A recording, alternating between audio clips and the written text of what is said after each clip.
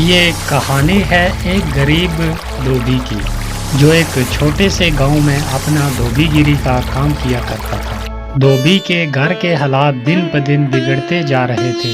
घर में जो भी राशन था वो भी खत्म होता जा रहा था। फिर ऐसे ही एक दिन धोबी ने अपनी पत्नी से कहा, अब मुझे और यहाँ नहीं रहना। यहाँ तो ना कोई कमाई हो पा रही है, ना कोई काम मिलता है।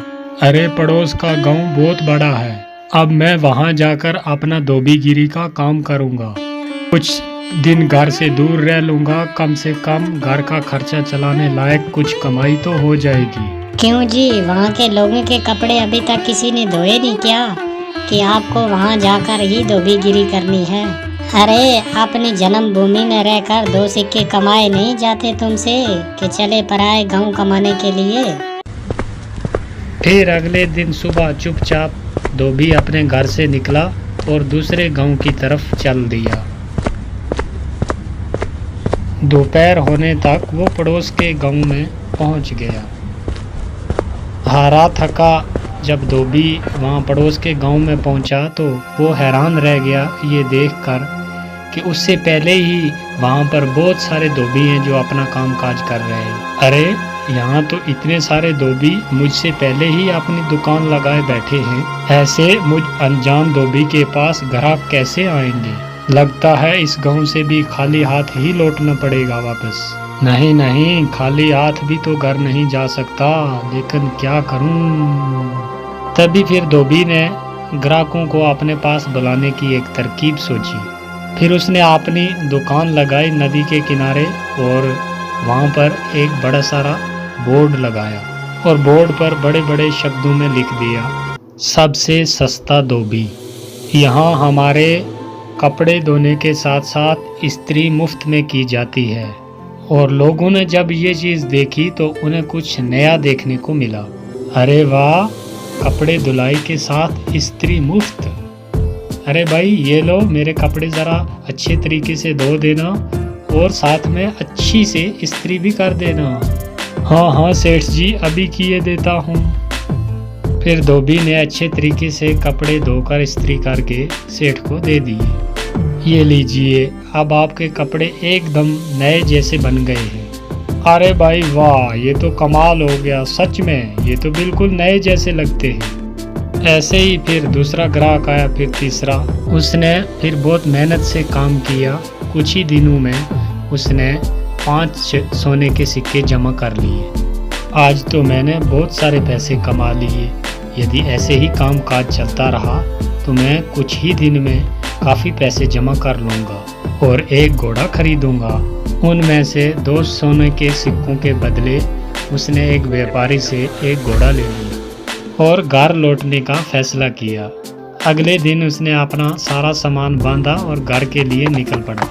अपने रास्ते में उसे एक घने जंगल से गुजरना पड़ा, जहां पर उसने डाकुओं का एक झुंड देखा। हे भगवान, ये तो डकैत लगते हैं, ये तो मेरा सारा पैसा लूट लेंगे।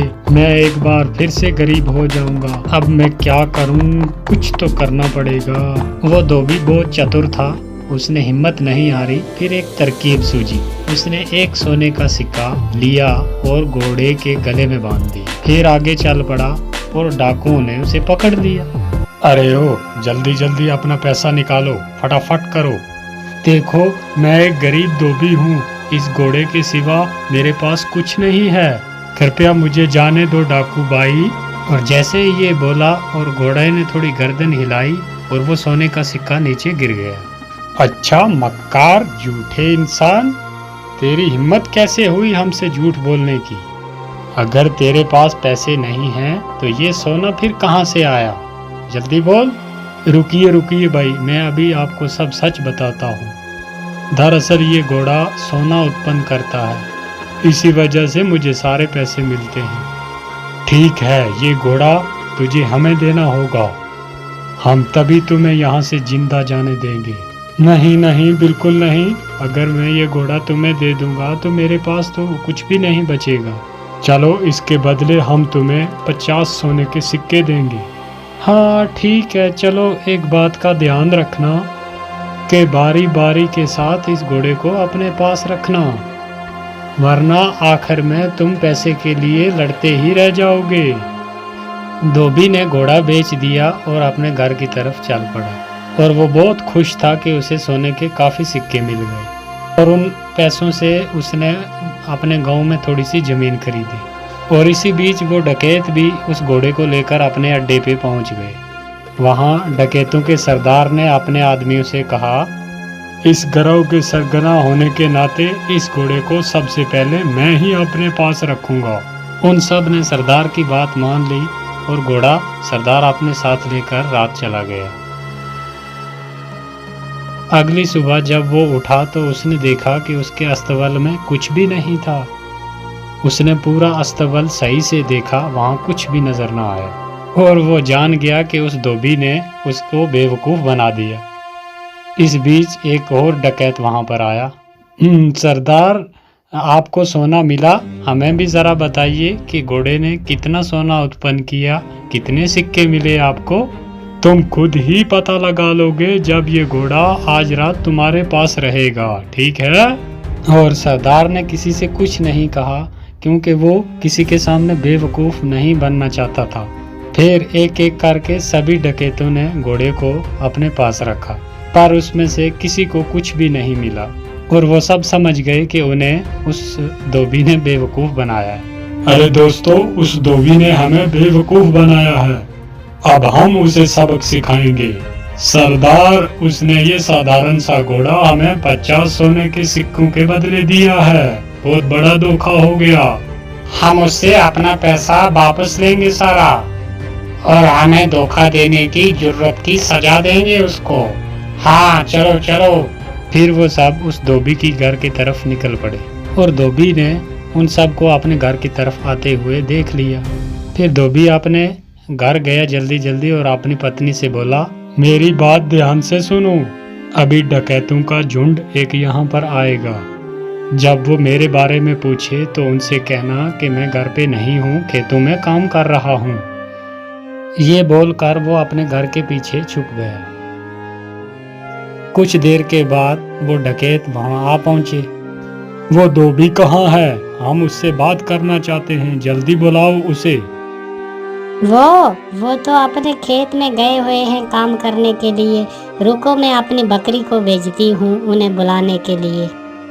शीली, जरा जाओ तो अपने मालिक को बुला कर लाओ, उसे बोलो कि घर पे कोई आया हुआ है, तुमसे बात करना चाहता है। ये सब क्या है? क्या सचमुच ये बकरी तुम्हारे पति को यहाँ ले आएगी?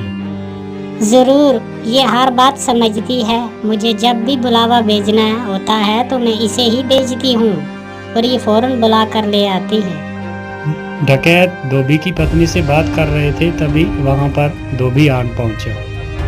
ओह डकैत भाई, आप आए हैं। मेरी बकरी ने मुझे बताया कि आप मुझसे कोई बात करना चाहते हैं। हमें तुम्हारे इस घोड़े से कुछ नहीं मिला, तुमने हमें धोखा दिया। हमने तुम्हें इसके बदले 50 सोने के सिक्के दिए थे। अरे भाई, ये कैसी बात कर रहे हो? लगता है आपको कोई गलतफहमी हुई है। आज जो कुछ भी मेरे पास है सब इस घोड़े की बदौलत ही है। अच्छा चलो ठीक है, हम एक बार आप पर फिर विश्वास कर लेते हैं, पर उसके बदले तुम्हें ये बकरी हमें बेचनी होगी। अरे नहीं, बिल्कुल नहीं, मैं इस बकरी को तुम्हें बिल्कुल नहीं बेच सकता। अरे चलो, हम तुम्हें इसके लिए 30 सोने के सिक्के देंगे। थोड़ा इनकार करने के बाद धोबी सहमत हो गया बकरी बेचने के लिए और वो लेकर जब उस बकरी को अपने अड्डे पर पहुंचे और उनके सरदार ने कहा कि कुछ दिन इस बकरी को सबसे पहले मैं ही अपने पास रखता हूँ, मुझे जब भी आप में से किसी की ज़रूरत पड़ेगी तो मैं इस बकरी को बेचकर बुला लूँगा। सरदार ने जब ये बात बोली तो सारे अपने अपने अड्डे पे चले गए और तभी वहाँ सरदार ने अपने बेटे को बुलाया। बेटा साहब, मैं काम पे जा रहा हूँ, अगर मेरी ज़रूरत पड़ी तो इस बकरी को भेज देना, मुझे ये बुलाकर ले आएगी। ठीक है पिताजी, जैसे आप बोले। फिर कुछ देर बाद एक डकैत को अपने सरदार से कुछ काम आन पड़ा तो उसने बोला कि ज़रा सरदार को बुलाओ और लड़के ने उस बकरी को भेज दिया। और सरदार के बेटे ने उस बकरी को अपने पिता को बुलाने के लिए भेज दिया और वो बकरी वहाँ से निकली और बजाय सरदार के पास पहुँचने के सीधा धोबी के घर पे आ गई। जब सरदार घर वापस आया तो उसने देखा कि वहाँ पर बकरी तो है ही नहीं और वो ये बात जान गया कि बकरी जरूर अपने मालिक के पास गई होगी और वो फिर अकेला उस धोबी के घर गया। सुनो, क्या वो बकरी तुम्हारे पास आई हुई है? हाँ, वो यहाँ आई हुई है। मेरे ख्याल से उसे जरूर मेरी याद आ रही होगी, तो मैं समझता हूँ कि कुछ दिन बाद ये आपको अपना मालिक स्वीकार कर लेगी। आप उसे थोड़ा सा समय दीजिए, अंत में ये आपको ही अपना मालिक मानेगी। सरदार उस बकरी को वापस ले गया और अगले दिन अपने एक साथी को दे दिया और साथी के साथ भी वही हुआ जो सरदार के साथ हुआ। वो बकरी भागी वहाँ से और सीधी धोबी के घर आ गई और सब ने जान लिया कि उस धोबी ने एक बार उन सब को बेवकूफ़ बनाया है। इस बार हम बेवकूफ़ नहीं बनेंगे, इस बार मैं इस धोबी को सबक सिखाऊंगा अच्छे से। इस बार सारे डकैत जो थे वो फिर धोबी के घर पहुंचे और उन्होंने धोबी की एक ना मानी और उसे एक बोरे में बंद किया और लेकर चल दिए उसे सबक सिखाने के लिए। धोबी चुपचाप बोरे में पड़ा रहा। फिर वो एक जंगल से गुजर रहे थे तो उन्हें भूख प्यास बहुत लग गई। तो एक ने बोला, सरदार भूख बहुत लग गई है, तो मैं सोचता हूँ कि इस जंगल में से कुछ फल ढूंढकर खा लें, फिर चलते हैं। तो सरदार ने सुनकर भी उनकी बात और वो भी सहमत हो गया और वो बोरा एक जगह रखकर जंगल में फल ढूंढने के लिए चले गए। बकरी चराने वाला एक वहाँ से गुजर रहा था, तो जब उस धोबी के कानों में बकरियों की आवाज़ पड़ी तो उसने ज़ोर ज़ोर से चिल्लाना शुरू कर दिया, मैं ऐसा नहीं करूँगा, मैं ऐसा बिल्कुल नहीं करूँगा, छोड़ दो मुझे, छोड़ दो, जाने दो मुझे, जाने दो, मैं नहीं कर सकता। बकरी के मालिक ने उसकी आवाज़ सुनी और वो उसके पास आया और आकर बोला, अरे रुको रुको, कौन हो तुम और तुम क्या नहीं करोगे? किसने तुम्हें इस बोरे में डाला? भाई क्या बताऊं, ये मेरी शादी ज़बरदस्ती एक ज़मींदार की बेटी से करवाना चाहते हैं और मैं शादी बिल्कुल नहीं करना चाहता। क्यों भाई, तुम कोई पागल हो क्या? अगर तुम्हारी जगह मैं होता तो मैं यकीनन फ़ौरन उस ज़मींदार की बेटी से शादी करता। अगर ऐसी बात है तो आओ, तुम्हें मैं इस बोरे में डाल देता हूँ और तुम जाकर उसकी लड़की से शादी कर लो। सचमुच? हाँ भाई, बिल्कुल सच। लेकिन पहले मुझे बाहर तो निकालो भाई।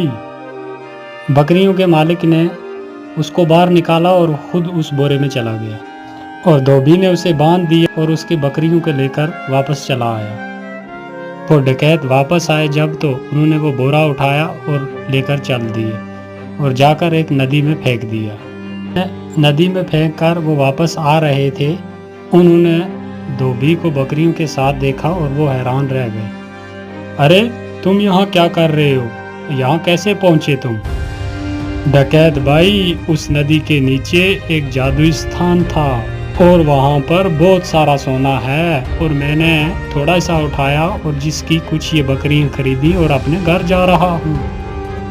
अच्छा, अगर ये बात है तो चलो हमारे साथ और हमें वो तरीका बताओ सोना निकालने का। ठीक है डकैत भाई, जैसे आप बोलते हैं मैं चलने के लिए तैयार हूँ। फिर वो जब नदी के पास पहुँचे तो उस धोबी ने उनसे कहा, देखो भाई, गलती कोई भी मत करना। एक आदमी इसमें छलांग लगाएगा, जब वो हाथ हिलाएगा तो उसके बाद दूसरा, फिर तीसरा, ऐसे तुम सब जाना और एक बार सारा सोना इकट्ठा करके लेके बाहर आ जाना। फिर उन्होंने ऐसा ही किया, बारी बारी से एक एक नदी में कूदा और सब के सब डूबते मर गए और वो धोबी अपने घर आराम से रहने लगा। और एक बार फिर धोबी ने अपनी चतुराई से अपनी जान बचा ली।